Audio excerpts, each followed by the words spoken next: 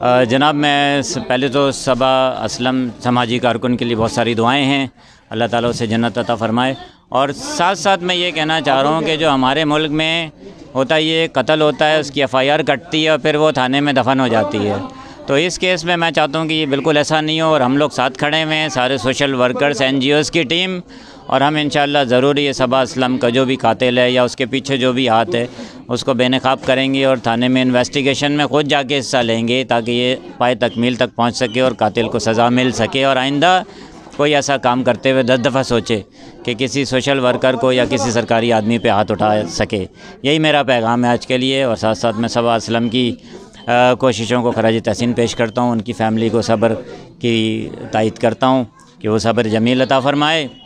और हमारे मुल्क में जो सिलसिला हो रहा है कि नाइंसाफ़ी, ह्यूमन राइट वायलेशन, तो वो ह्यूमन राइट वायलेशन का इख्तिताम जो है वो हमें ही करना है और मीडिया और सारे पार्टनर्स NGOs को एक प्लेटफॉर्म पे रह के इस नाइंसाफ़ी को ख़त्म करना है। यही मेरा पैगाम है आज। Thank you.